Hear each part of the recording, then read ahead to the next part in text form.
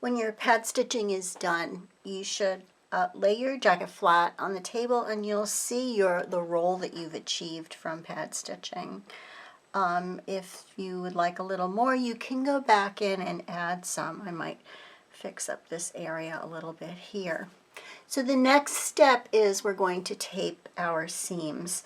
And the taping really has a few different reasons for being really great for your jacket, for the way your jacket looks in the end. The first thing it's going to do is going to stabilize your seams when you sew.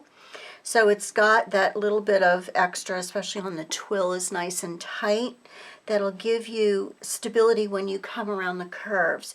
Some pieces of your jacket are going to be on grain, but some pieces like curves are not. So they are going to immediately go on the bias and start to stretch when you sew. So your tape is going to help to stabilize so that the jacket doesn't pull out of shape.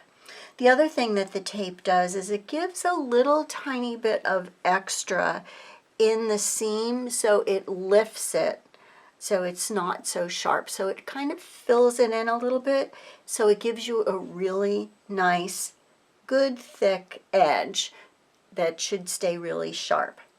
Okay?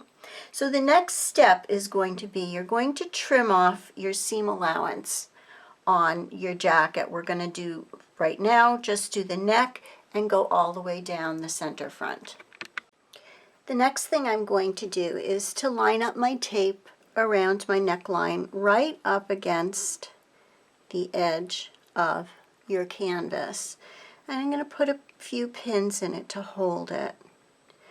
So ultimately what you're going to do is you're going to stitch this edge of your tape to your fashion fabric and this edge of your tape to the canvas. So this also is going to act to hold the canvas in place as the jacket is worn. Make sure when you trim your 1/2 inch seam allowance off your jacket that you remeasure what you marked, because in some places it could have gone off. So you want to make sure that it's at the 1/2 inch because that's where you're going to be sewing. So you want to make sure it's accurate. And again, I'm taking it all the way off to the end of the jacket, not on the hem. Okay, so just coming off here, like this at the bottom. When you come around the corner here, what you want to do is to take your very, very sharp scissors. I'm going to zoom in so you can see this. And you're going to snip your tape right at the seam line, but not all the way through. Just snip it enough that it can still hang on, and then you're going to take, I actually could go a little further on this. Just don't want to cut that last yarn. Okay, and then you're going to take it and you're going to turn the corner in this manner. That's going to prevent any fold over of extra tape. You don't want that corner to get bulky. So that's how you turn the corner with your tape.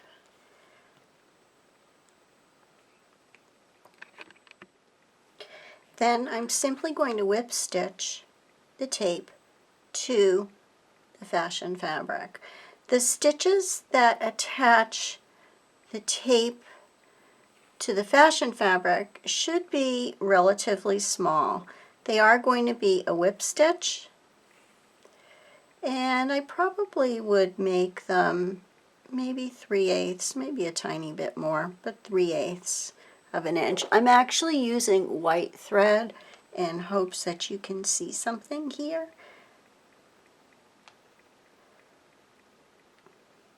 But I'm just going to whip stitch the tape all the way around to the seam allowance.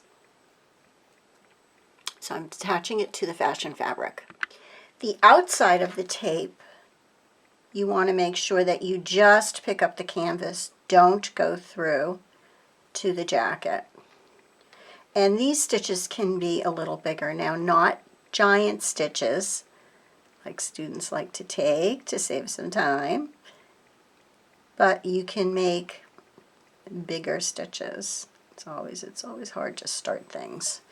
Once you get started, I think you might have found that with the pad stitching, once you get it started, it actually goes pretty quickly and you pick up less. So these stitches should be at least a 1/2 inch, and they can be bigger, but again, you want to just pick up a few yarns from your canvas and then the edge of the twill tape. Okay, again, a few yarns from your canvas, and again, I would do this in my coordinating thread, not in my matching thread, not in contrast thread. Okay, so I'm going to do that all the way around, both sides, on both sides of the jacket. The last step for this week is to tape the roll line. So what you're going to do is to cut a piece of tape about the length of your roll line. We're going to end up trimming it back because you don't want it to run completely the whole way. Line it up with the roll line going into the jacket. So my roll line is here. I want it to go into the jacket because that's where we want to stabilize it. And then back it off about 1/4 inch.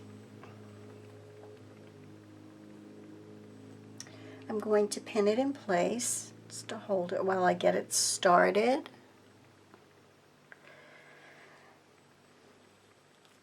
I'm going to move this down just a little bit. Again, I'll end up trimming this off. I'm going to baste this with a running stitch to go through. When I pick up on the other side, I just want to be careful not to pick up too much, kind of like the dimpling that happens with your pad stitching. So what I'm going to do is start off here with a back stitch so that it locks it in place, because what I want to do is for the first about 3 inches, I want to pull the tape as I sew it. So I'm going to pull it,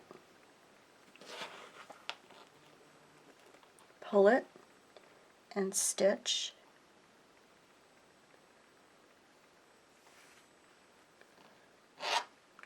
I'm going to pull and stitch. So I'm really stretching this out, again trying not to pick up too much on the other side. And then pull and stitch.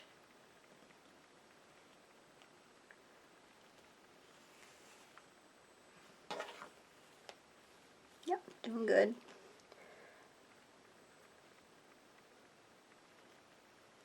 Doing this flat will work.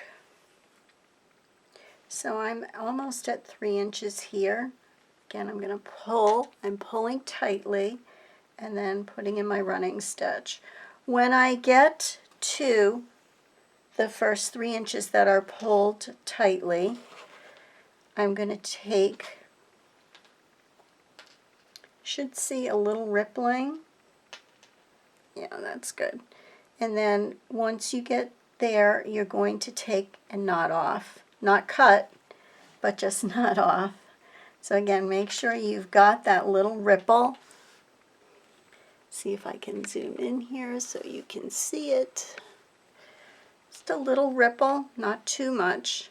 And then pull it tight so it stays. I don't know, it might be hard to see, but it's got a little bit of a ripple. Then what I want to do is to just go through and to baste the rest of the tape to the jacket. So once you've got that first 3 inches, and what that's going to do is it's really going to support this roll that's going to happen. You're also taping off your roll line, preventing it from stretching. So it's kind of an anti-gravity technique. This last stretch that you do on your lapel,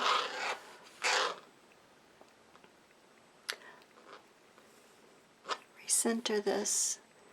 I'm going to back it back out. Oops. This last piece that you do can be relaxed. It does not have to be tight. It's just that first, it's coming around the curve at the neck. So you're just always supporting this crafting of this beautifully rolled collar. That's the kind of the deal of tailoring is this sculptural effect that you get. Doesn't need to be all the way to the end. I'm probably going to stop here. I will not often cut at this point. I don't want too much in there when I'm stitching, so you want to be careful. Yep. Let me bury my knot a little bit here.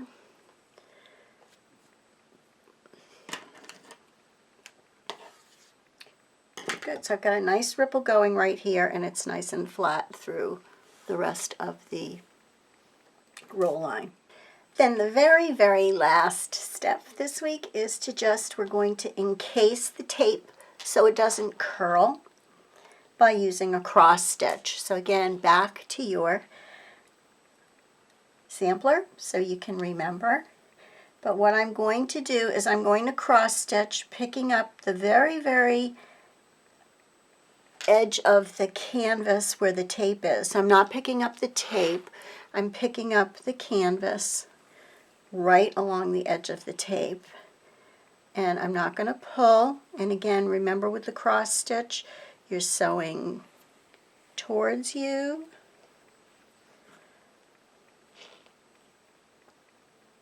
To go away from you. It's the way I always remember it. And again, I'm not going to